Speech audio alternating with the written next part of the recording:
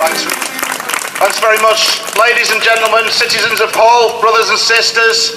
I'm here on behalf of firefighters from all over the UK to support our members in Humberside, and it's fantastic to see people from elsewhere in our union and from other unions coming to stand up for our service here in Humberside, where we're facing cuts to the fire service in Grimsby and in Hull in particular. But that's part and parcel of attacks all across our public services. The teachers have spoken, and I had the great privilege of attending the rally of teachers who were on strike earlier this week to defend their own conditions, but also to stand up for education. And of course they were told that it's irresponsible to take action, it's giving young people a bad lesson. Well, I say this, what sort of young people do we want? Young people who are taught to sit back and take it and take everything that's thrown at them, or young people who are taught, actually, if you see something that's wrong, you stand up and you fight back and you resist it. And that's what this union is about, and that's what the trade union movement should be about, and that's what the only way working people in this country or all across the world have won any gains, whether it's old age pensions or welfare or decent wages, is by organising ourselves and resisting and fighting back. Nothing has ever been handed to us on a plate. It's been won by working people over generations. Our grandparents and their parents before them, who fought for the welfare state, who fought for the right to vote, who fought for the right to join trade unions, and the generations today have benefited from that. And now all of it is under threat, whether it's in education or it's in health, where they're handing over our national health service to the spiffs and privatisers all across the piece, or in our fire service where they're trying to cut us to pieces. And let's remember, it wasn't firefighters or teachers or the people who clean the streets who caused the financial crisis.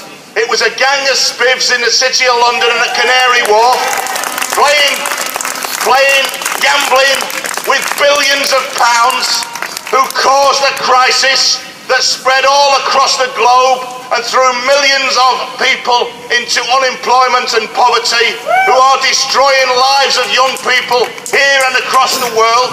And we should remember that it wasn't us, it's their crisis, and they should be made to pay for the crisis that they caused. If you look at our own service and what is happening, we're having marches, unfortunately, like this all across the country, week in and week out, trying to save fire stations or fire engines. And let's think what that means. That firefighting is about, and Rosie mentioned it, and by the way, the fire season on average across costs people less than £1 a week. Less than £1 a week you're paying for an outstanding public service.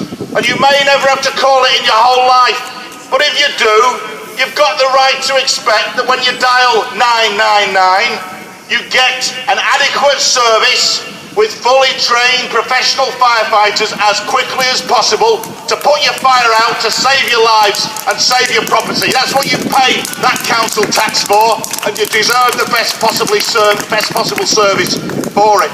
And what staggers me, as someone who's worked in this service for over 30 years now, is that the people who supposedly running it, chief fire officers, are not willing to get off their backsides and out from behind the desk and stand up for the service that's given them the best pay and pensions of anyone in the service. They're all too willing to us. I go to many conferences and say we're against the cuts. We think it'll make our service worse. And they say, well, Matt, the cuts are here, we've just got to do. No, you don't have to sit there and take it. You need to stand up, organise, stand with the firefighters, stand with the fire brigade union and say enough is enough. Because it is true, austerity is not about sorting out the economy. Austerity is about forcing through a tax which will transfer resources from those at the bottom to those at the top. Because apparently the economy is beginning to grow again. And yet, remarkably, everyone's living standards, not everyone's, but 99% of the population's living standards have been falling since 2007.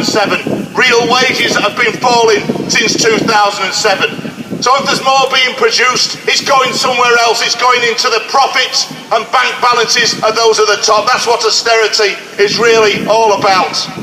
The fire service does a whole range of things today. We're out there engaging with young people to prevent fires from happening, talking to our elderly in the community to make sure if a fire happens, they're kept as safe as possible by giving fire safety advice, fire alarms and so on. I came up here in 2007 to Yorkshire and Humberside when we had those horrific floods. Firefighters are on the front line of those floods, as they were recently in Somerset. And we had David Cameron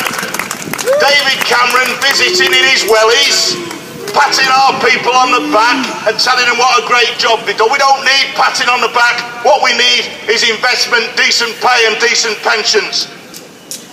And you know, they tell you that there's not the resources to fund a decent health service, there's not the resources to fund a decent fire service or to provide decent education for young people.